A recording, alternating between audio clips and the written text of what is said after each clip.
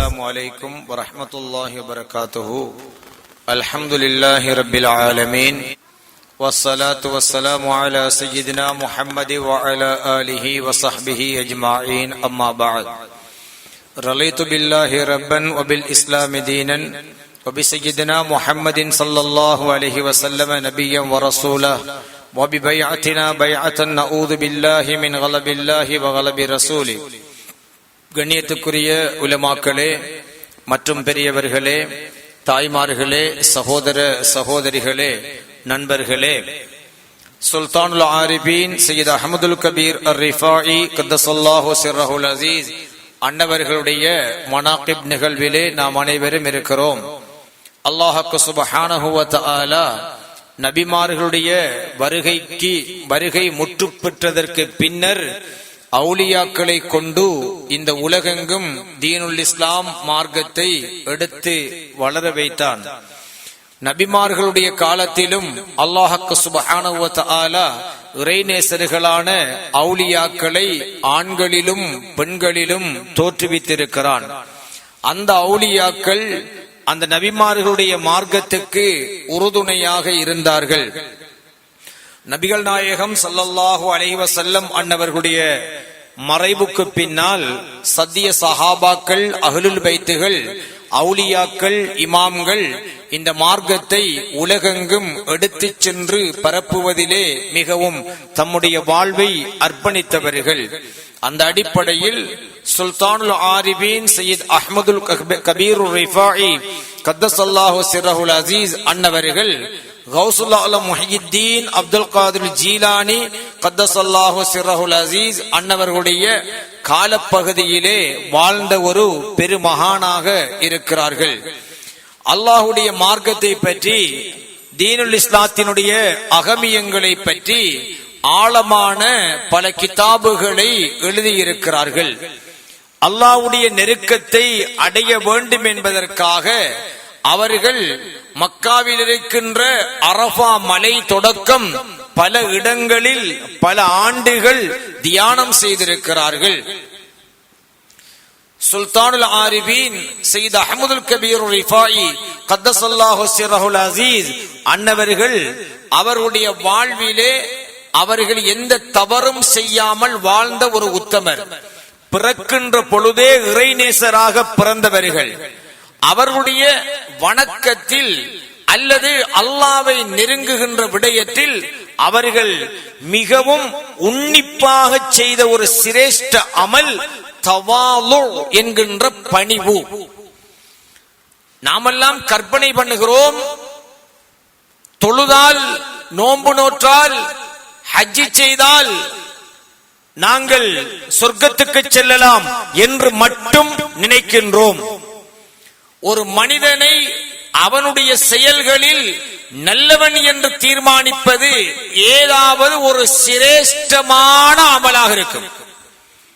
ஒரு மனிதனை கெட்டவன் என்று தீர்மானிப்பது அவனுடைய செயல்களில் ஏதாவது ஒரு பிரதான காரியமாக இருக்கும். வாழ்க்கையில் நாங்கள் பார்க்கலாம். என்னுடைய வாழ்க்கையில் ஒரு மனிதனை பார்த்தேன். அந்த மனிதர் தொழுகைக்கு வருவதே இல்லை பள்ளிவாசலுக்கு. அதற்காக அவரை நான் நியாயப்படுத்தவில்லை. அவர் பள்ளிவாசலுக்கு தொழுகைக்கு வருவதே இல்லை. ஆனால் அவரிடத்திலே ஒரு நல்ல பண்பு இருந்தது. ஊரில் யாராவது மரணித்து விட்டார்கள் என்ற செய்தியை அவர் கேள்விப்பட்டு விட்டால் அந்த செய்தி வந்த அடுத்த கணம் மண்வெட்டியோடு மையவாடிக்கு சென்று அந்த மரணித்த மனிதர் யாராக இருந்தாலும் அவருக்கான கபரை தன்னந்தனியாக தோண்டி தயார்படுத்திவிட்டு அந்த ஜனாசா வருகின்றவரை காத்துக்கொண்டு இருப்பார். இது பெரிய விஷயம். ஒருவேளை அல்லாஹ் சுப்ஹானஹு வ தஆலா இந்த ஒரு நன்மைக்காக அந்த அடியானை மன்னித்து பொருந்திக் கொள்வதற்கான வாய்ப்பு இல்லாமலும் இல்லை. ஆனால் அவர் அப்படியான மனநிலையில் இருக்கின்றவருடைய வாழ்வில் அல்லாஹ்விடத்தில் பாவங்கள் இருக்கிறதா என்பதை உன்னிப்பாக பார்த்துக் கொள்ள வேண்டும். இது அல்லாஹ்வுடைய நாட்டம். ஒரு பெண்மணி தாகித்த நாய்க்கு தண்ணீர் கொடுத்த காரணத்தினால் அவர் மோசமான பெண்ணாக இருந்தாலும் சொர்க்கவாதியாக அல்லாஹ்விடத்திலே ஏற்றுக்கொள்ளப்பட்டார் என்ற ஹதீதுகளை வரலாறுகளை நாங்கள் பார்க்கிறோம் அல்லவா. ஒரு மனிதன் எவ்வளவுதான் நல்லவனாக இருந்தாலும் அவனுடைய அமல்களில் மிக நன்மை என்று ஒன்று இருக்கும். கெட்டவனாக இருந்தால் ஆகக்கெடுதி, அவன் நிறைய தவறு செஞ்சான், ஆனா இன்னும் தவறு ஒன்று செய்தான், அவனை நாங்கள் மன்னிக்கவே முடியாது என்கிற அளவுக்கு அவனுடைய பிழை இருக்கும். நன்மையும் அப்படித்தான், தீமையும் அப்படித்தான். ஏதாவது ஒரு நன்மை அடியானில் மிகைத்துவிடும், அல்லது ஒரு தீமை அடியானை மிகைத்துவிடும். அதை கொண்டு அவன் நல்லவன் கெட்டவன், சொர்க்கம் நரகம் என்று தீர்மானிக்கப்படும். அதுபோல இந்த உலகத்தில் பெரியார்கள் எல்லா நன்மைகளும் செய்தார்கள், சகல பாவங்களை விட்டு விலகி நடந்தார்கள். ஆனால் அவர்களிடத்தில் சிரேஷ்டமான அமலாக ஒரு அமல் இருக்கும். இப்படித்தான் ஒரு நபித்தோழர் ஸல்லல்லாஹு அலைஹி வஸல்லம் அன்னவர்கள் அந்த தோழரிடத்திலே கேட்டார்கள். ஒரு கட்டத்திலே, சிரேஷ்டமாக நீங்க செய்த அமல் என்ன? ஒரு ஆபத்தில் இருந்து அந்த சஹாபி காப்பாற்றப்படுகிறார் என்ற வரலாறு. ஸல்லல்லாஹு அலைஹி வஸல்லத்திலே கேட்ட பொழுது, ஸல்லல்லாஹு அலைஹி வஸல்லம் கேட்ட பொழுது அந்த சஹாபி சொன்னார்கள், நாயகமே யா ரசூலல்லாஹ், உங்கள் மீது நான் ரொம்ப அதிகமாக ஸலவாத்து சொல்லுவதை என் சிரேஷ்ட அமலாக வைத்திருக்கிறேன். ஸலவாத் இருக்கிறதே, இந்த ஆத்மீக பாதையில் செல்லுகின்றவர்களுக்கு மிக முக்கியமான ஒன்று. யாருடைய வாழ்க்கையில் ஸலவாத்து ரொம்ப அதிகமானதாக இருக்கிறதோ, யாருடைய வாழ்க்கையில் ஸலவாத்து ரொம்ப பெருமதியான சிரேஷ்ட அமலாக இருக்கிறதோ, அவருக்கு அல்லாஹ் சுப்ஹானஹு வ தஆலா கட்டாயமாக ஒரு உண்மைக்கு உண்மையான ஒரு ஆன்மீக குருவை அல்லாஹ் தஆலா வழங்கியே தீருவான் என்று சூஃபியாக்கள் சொல்லுவார்கள். ஒருவன் அதிகம் அதிகம் ஸலவாத்து ஓதுகிறான் என்றால் அவருடைய அர்த்தம் என்ன தெரியுமா? ஒன்று, அவன் ஸல்லல்லாஹு அலைஹி வஸல்லம் அவர்களோடு இணைந்திருக்கிறான், அல்லது ஸல்லல்லாஹு அலைஹி வஸல்லம் அவர்கள் அவனோடு இணைந்திருக்கிறார்கள்.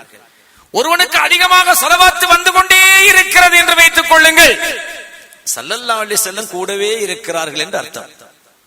அது மிக இலகுவான அடையாளம். என்ற ஒரு முனாஃபிக்குக்கு ஸலவாத்து அதிகமா வராது, ஸலவாத்து சொல்லணும் என்கிற ஃபீலிங்கே வராது. அப்ப ஒரு மனிதன் நயவஞ்சகத்தனத்தில் இருந்து மீண்டு ஸலவாத்தின் மூலம் பாதுகாக்கப்பட்டு அல்லாஹ்வை அடைய வேண்டும் என்று அவன் விரும்புகிறான் என்றால் அது அவனுக்கு ஸல்லல்லாஹு அலைஹி வஸல்லம் மஹப்பத்தின் அடையாளமாக நிச்சயம் அது கை கொடுக்கும். ஒரு மனிதனுக்கு சிரேஷ்டமான அமல் இருக்க வேண்டும். ஷேக்மார்கள், சூஃபியாக்களை பாருங்கள், ஷரியத்துடைய ஏவல் விலக்களை சொல்லிக் கொடுப்பார்கள். ஆனால் ஏதாவது ஒரு சிரேஷ்ட அமலை அந்த முரீதுக்கு சொல்லிக் கொடுத்துருவார்கள். எல்லாம் செய், தொழு, நோன்பு பிடி, தர்மம் செய், பாவம் செய்யாத, இதை மட்டும் நியமமா பேணி வந்துட்டு ஒரு திக்ர கொடுப்பாங்க. ஸல்லல்லாஹு அலைஹி வஸல்லம் அவர்களிடத்திலும் ஒரு சஹாபி வருகிறார். நாயகமே யா ரசூலல்லாஹ், எனக்கு ஏதாவது ஒரு நன்மை சொல்லித் தாருங்கள் என்று சொன்ன பொழுது ஸல்லல்லாஹு அலைஹி வஸல்லம் அந்த சஹாபிக்கு நீ ஒட்டகை அறுத்து சாப்பாடு கூடு என்றெல்லாம் பெரிதாக ஒன்றும் சொல்லவில்லை. அந்த சஹாபியுடைய தகுதியை பொறுத்து சொன்னார்கள் என்ன தெரியுமா? குல் அல்லாஹ், அல்லாஹ் என்ற அந்த திக்ரை நீர் சொல்லிக் கொண்டே இருங்கள், சும்மஸ்தகிம், அதில் நீ நிலைத்து நில்லுங்கள். அந்த ஒன்றை சிரேஷ்ட அமலாக கொடுத்தார்கள். அதுக்காக மத்த அமல் செய்யக்கூடாது, செய்யவில்லை என்று அர்த்தம் அல்ல. ஒரு நபித்தோழர் வருகிறார், நாயகமே யா ரசூலல்லாஹ், மதஸாஅ, மறுமை எப்போ வரும் நாயகமே என்று கேட்டார்கள். அந்த சஹாபி சொன்னார்கள், நாயகமே யா ரசூலல்லாஹ், சஹாபி கேட்டார்கள், மதஸாஅ, மறுமை எப்போ வரும் நாயகமே? ஸல்லல்லாஹு அலைஹி வஸல்லம் சொன்னார்கள், அதற்காக நீ என்ன தயார்படுத்தி வைத்திருக்கிறீர்கள் என்று கேட்டார்கள். மறுமை எப்போ வரும் என்று கேட்டால் அதற்காக நீங்கள் என்ன தயார்படுத்தி வைத்திருக்கிறீர்கள் என்று கேட்டார்கள். அந்த சஹாபி அழகாக சொன்னார்கள், நாயகமே யா ரசூலல்லாஹ், அதிகமான தொழுகை, அதிகமான நோன்பு, அதிகமான தர்மம், இப்படியெல்லாம் நான் பெருசா எதையும் செய்யல நாயகமே. என்ன சொன்னார்கள்? அதுக்காக வேண்டி அந்த சஹாபி தொழல, நோன்பு பிடிக்கல. அந்த சஹாபியுடைய கணிப்புல அந்த சஹாபி தொழுதிருக்கிறார், நோன்பு நோட்டு இருக்கிறார், தர்மம் செஞ்சிருக்கிறார். ரொம்ப அதிகமா என்ன விட பெரிய ஆட்கள் இருக்கிறாங்க, என்ன விட அதிகம் தொழுகிற மக்கள் இருக்கிறாங்க, என்ன விட அதிகம் நோன்பு பிடிக்கிறார்கள் இருக்கிறாங்க, என்ன விட அதிகம் தர்மம் கொடுக்கிறார்கள் இருக்கிறாங்க. அந்த அளவுக்கு நான் செய்யல நாயகமே. ஆனால் உங்கள் மீது மஹப்பத் அன்பு மிக உறுதியாக வைத்திருக்கிறேன் நாயகமே என்று சொன்னார்கள். அந்த வார்த்தையை கேட்டதுமே ஸல்லல்லாஹு அலைஹி வஸல்லம் சொன்னார்கள், அந்த மஅ மன் அஹ்பப்த, நீ யார் மீது அன்பு வைத்திருக்கிறீர்களோ அவர்களோடு நாளை ஆகிரத்திலும் இருப்பீர்கள் என்று சொன்னார்கள் ஸல்லல்லாஹு அலைஹி வஸல்லம். அப்ப அந்த அன்பு என்பது செயல் அல்ல, எண்ணம் சார்ந்த ஒரு வணக்கம். அன்பு தொழுகைக்கு ருக்கு சுஜூத் எல்லாம் இருக்கிறா போல அன்புக்கு ருக்கு, அன்புக்கு சுஜூது, அன்புக்கு இஅ்திதால் நிலைக்கு வருவது, அன்புக்கு அத்தஹியாத்து இருப்பு, இதெல்லாம் இருக்குதா? இல்ல. அன்பு இதயம் சார்ந்தது. அந்த அன்பு அப்ப அமல்கள், செயல் ரீதியான அமல்களும் ஒரு மனிதனுக்கு உயர்வை கொடுக்கும். மனோபக்குவ ரீதியான அமல்களும் ஒரு மனிதனுக்கு உயர்வை கொடுக்கும். அந்த வரிசையில் இன்று நாம் நினைவு கூறக்கூடிய இமாமுல் ஆரிஃபீன், தாஜுல் வாசிலீன், சையத் அஹ்மதுல் கபீர் அர்-ரிஃபாயி கத்தஸல்லாஹு சிர்ரஹுல் அஸீஸ் நிறைய அமல் செஞ்சாங்க. அரஃபாவுடைய மலையில் மாத்திரம் சுமார் 9 ஆண்டுகள் அவர்கள் தியானம் இருந்திருக்கிறார்கள். நிறைய தியானம் செய்திருக்கிறார்கள். வணக்க வழிபாடு, தொழுகை, தர்மம் எல்லாம் செய்திருக்கிறார்கள். ஆனால் அவர்கள் சொன்ன ஒரு வார்த்தை என்ன தெரியுமா? என் நண்பர்களே, என் சீடர்களே, இந்த உலகத்தில் எவனாவது ஒருவன் இந்த அஹ்மதுல் கபீர் ரிஃபாயியை விட தாழ்மையாக, தாழ்மை தனத்திலே இந்த அஹ்மதுல் கபீர் ரிஃபாயி அவர்களை மிஞ்சிய ஒருவன் இருப்பதாக உங்களிடத்திலே சொன்னால் நம்பி விடாதீர்கள், அவன் போய் சொல்றான். அப்படின்னா என்ன அர்த்தம்? தவாலு, அந்த பணிவு, தாழ்மை என்கிற அந்த அமலைத்தான் தன்னுடைய வாழ்வின் சிரேஷ்டமான அமலாக சுல்தானுல் ஆரிஃபீன் சையத் அஹ்மதுல் கபீர் அர்-ரிஃபாயி கத்தஸல்லாஹு சிர்ரஹுல் அஸீஸ் நாயகம் அன்னவர்கள் பேணி வந்தார்கள். எல்லாம் செய்தார்கள். சிரேஷ்ட அமல் என்று அவர்கள் கருதியது தவாலு. ஸல்லல்லாஹு அலைஹி வஸல்லம் சொன்னார்கள் அல்லவா, மன் தவாலஅ லில்லாஹி ரஃபஅஹுல்லாஹ் வமன் தகப்பர வலஅஹுல்லாஹ். யார் அல்லாஹ்வுக்காக தாழ்மை தனத்தை கடைபிடித்து விடுகிறானோ ரஃபஅஹுல்லாஹ். மன் தவாலஅ லில்லாஹ், இறைவனுக்காக பணிவை கடைபிடித்தவன் ரஃபஅஹுல்லாஹ், அல்லாஹ் அவனை உயர்வாக்கி விடுகிறான். வமன் தகப்பர, யார் பெருமையுடையவனாக இருக்கிறானோ வலஅஹுல்லாஹ், அவனை அல்லாஹ் தாழ்த்தி விடுவான். ரிஃபாயி நாயக மன்னர்களுடைய சிரேஷ்டமான அமல் தவாலு, தாழ்மை. அது ஒவ்வொரு முஸ்லிமிடத்திலும் இருக்க வேண்டும். அவர்களை நேசிக்கக்கூடிய ஒவ்வொருவரிடத்திலும் இருக்க வேண்டும். எந்த அளவுக்கு சுல்தான் ஆரிஃபீன் சையத் அஹ்மதுல் கபீர் ரிஃபாயி ரலியல்லாஹு அன்ஹுடைய தாழ்மை இருந்தது தெரியுமா? அந்த தாழ்மையினுடைய உச்சத்தை அவர்கள் காண்பிப்பதற்காக, அதை பேணுவதற்காக தொழு நோயாளிகள் எங்காவது இருந்தால் அவர்களை தேடிச் சென்று அவர்களுடைய ஆடைகளை தன்னுடைய கையினால் கழுவி கொடுப்பார்கள் ரிஃபாயி நாயகம் ரலியல்லாஹு அன்ஹு. அவர்களை சுத்தம் செய்து விடுவார்கள் ரிஃபாயி நாயகம் ரலியல்லாஹு அன்ஹு. யாராவது வந்துவிட்டால், பாதணி செருப்பை கலட்டி விட்டால் அவர்களுடைய செருப்புகளை தன்னுடைய கையினால் தூக்கி எடுத்து கொடுப்பதிலே அவர்கள் மிக முன்னிலையான, முந்தியடித்து செயல்படக்கூடியவர்களாக இருப்பார்கள். ஸல்லல்லாஹு அலைஹி வஸல்லம் தொழுநோயாளிகளின் ஆடைகளையோ அவர்களையோ சுத்தம் செய்யுங்கள் என்று எங்களுக்கு சொல்லவில்லை. அவர்களுக்கு உணவு ஊட்டி விடுங்கள் என்று ஸல்லல்லாஹு அலைஹி வஸல்லம் சொல்லவில்லை. பாதணிகளை தூக்கி கொடுங்கள் என்று சொல்லவில்லை. ஆனால் இந்த உலகத்திலே அல்லாஹ்வை நெருங்குகின்ற விடயத்திலே என் சிரேஷ்ட அமலாக தாழ்மை என்கின்ற தவாலு, அதை நான் கடைபிடித்து அல்லாஹ்விடத்திலே உயர வேண்டும். மக்களிடத்திலே தாழ்ந்து அல்லாஹ்விடத்திலே உயர வேண்டும் என்பதற்காக அந்த தாழ்மை தனத்தை தன்னுடைய சிரேஷ்ட அமலாக பேணினார்கள் சுல்தானுல் ஆரிஃபீன் சையத் அஹ்மதுல் கபீர் ரிஃபாயி கத்தஸல்லாஹு சிர்ரஹுல் அஸீஸ் அவர்கள். அல்லாஹ் சுப்ஹானஹு வ தஆலா சுல்தானுல் ஆரிஃபீன் ரிஃபாயி நாயகம் அன்னவர்களுக்கு ஒரு கராமத்தை சிரேஷ்டமாக அல்லாஹ் கொடுத்தார். அவர்கள் பெரும் ஞானி. அவர்கள் அழைத்தால் ஸல்லல்லாஹு அலைஹி வஸல்லமுடைய கபரில் இருந்து அவருடைய கரம் வெளியாகும் அளவுக்கு அவர்கள் அற்புதங்கள் கொடுக்கப்பட்ட பெரிய மகான்.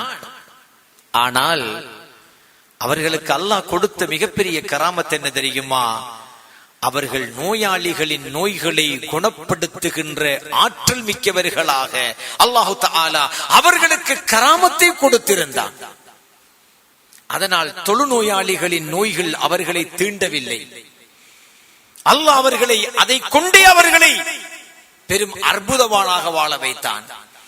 நபிமார்களில் ஈசா அலைஹிஸ்ஸலாம் நோய்களை குணப்படுத்துவதில் எப்படி சிரேஷ்டமானவர்களாய் குர்ஆனிலே அல்லாஹ் தஆலா அடையாளப்படுத்தி இருக்கிறானோ, அதுபோல அவுலியாக்களிலே அல்லாஹ் தஆலா வாழ்வில் வரலாற்றில் ரிஃபாயி நாயகம் ரலியல்லாஹு அன்ஹு அவர்களை ஒரு சிரேஷ்ட மகனாக, சிரேஷ்டமான மகானாக அல்லாஹ் தஆலா எங்களுக்கு தந்திருக்கிறார்.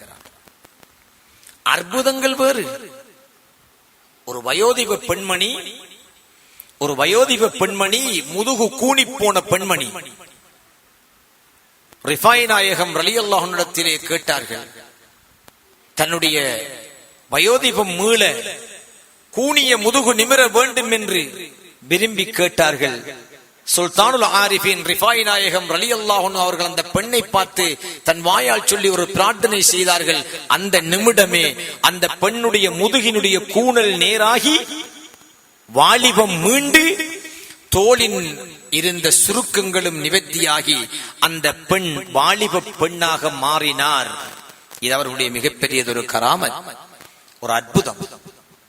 அப்படியான ஒரு பெரிய மகான் சுல்தானுல் ஆரிஃபின் ரிஃபாயி நாயகம் ரலியல்லாஹு அன்ஹு அவர்கள் ஓதி வந்த ஔராதுகள், திக்ருகள், அவர்கள் செய்து வந்த அமல்கள் இருக்கின்றன. சிரேஷ்ட அமல் தவாலு. அதை ஏன் சொல்கிறேன் என்றால், அவர்கள் சொன்னார்கள், என்னை விட அஹ்மதுல் கபீர் ரிஃபாயி ஆகிய என்னை விட தாழ்மையில் யாராவது நான் சிறந்தவன் என்று சொன்னால் நம்பிராதீங்க. ஏனென்றால் அந்த அளவுக்கு சுல்தானுல் ஆரிஃபின் ரிஃபாயி நாயகம் தாழ்மையில் சிகரமாக உச்சம் தொட்டவர்கள். எனவே அவர்களுடைய வாழ்வை நினைத்து அவர்கள் இந்த தீனுக்காக இந்த உலகம் பூராக செய்திருக்கின்ற சேவைகளை பாராட்டி அவர்களை நினைவு கூர்ந்து அவர்களுடைய தீனுடைய வழியை பின்பற்றக்கூடிய மக்களாக இருக்கின்ற நாம் அவர்களுடைய அமல்களையும் குணங்களையும் நற்பண்புகளையும் எம்முடைய வாழ்வில் எடுத்து ஒன்றுமில்லை. இன்றைய நாளைய நிகழ்வின் சாரம்சமாக தாழ்மை, மனிதர்களிடத்தில் தாழ்மையை கடைபிடிப்பதன் மூலம் இறைவனிடத்தில் உயர்வை அடையலாம் என்கிற ஒரு குறிக்கோள், ஒரு கோட்பாட்டை மட்டும் மனதில் எடுத்து விட்டால் அது போதுமானது. அதனால்தான் சில பெரியார்களுக்கு அவர்களுடைய முரீதீன்கள் தங்களுடைய தாழ்மைகளை வெளிப்படுத்துவார்கள். அந்த பெரியார்களுடைய தாழ்மையை வெளிப்படுத்திக்கிட்ட அந்த முரீதீன்கள் ஒரு உயர்வு நிலையை அடைவார்கள். உயர்வு நிலை அடைந்த ஒருவரிடத்திலே நாம் தாழ்ந்து செல்லுகிற பொழுதோ அவர்களுடைய பொருட்டினால் அவர்களிடம் தாழ்மையை வெளிப்படுத்துகின்ற காரணத்தினால் உயர்வை அடைந்து விடுகின்றார்கள்.